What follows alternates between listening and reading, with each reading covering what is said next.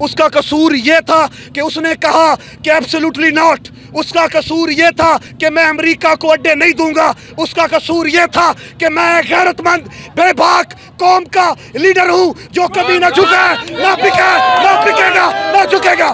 تو یہ سارے قصور ہونے کے باوجود پوری قوم عمران خان کے ساتھ کھڑی ہے.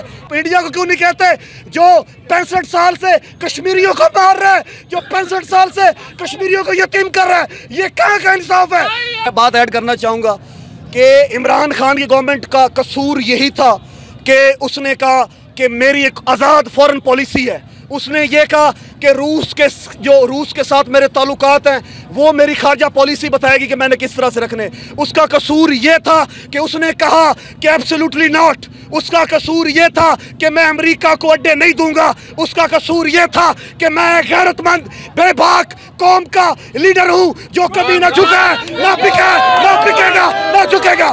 تو یہ سارے قصور ہونے کے باوجود پوری قوم عمران خان کے ساتھ کھڑی ہے. بھئی یہ کہاں کا انصاف ہے؟ ایک طرف آپ کہتے ہو پاکستان کو کہ آپ جو یوکرین میں روس کا حملہ ہوا ہے اسے آپ کنڈیم کرو، اور دوسری طرف آپ انڈیا کو کیوں نہیں کہتے جو 65 سال سے کشمیریوں کو مار رہا ہے، جو 65 سال سے کشمیریوں کو یتیم کر رہا ہے؟ یہ کہاں کا انصاف ہے؟ تو میں صرف یہی کہوں گا، میں نے اکراس دا پاکستان عمران خان کے جلسوں میں شرکت کی ہے. میں نے خیبر سے کراچی تک خان کی ہر ریلی کو اٹینڈ کیا ہے. میں نے خدا پاک کی قسم ہے جو لوگوں میں شعور دیکھا ہے، جو لوگوں میں نے تبدیلی دیکھی ہے، بلکہ تبدیلی نہیں انقلاب دیکھا ہے. ان کو پتہ جانا تھا اگر 25 تاریخ کو رانا ثناء اللہ اور اس کے جو کرندے تھے اگر وہ ظلم ستم کے پہاڑ نہ ڈھاتے، کنٹینرز نہ رکھتے، روڈ نہ بند کرتے. میں پشاور سے آیا تھا، اللہ کی ذات گواہ ہے 1.5 سے 2 لاکھ بندہ خان کے ساتھ تھا.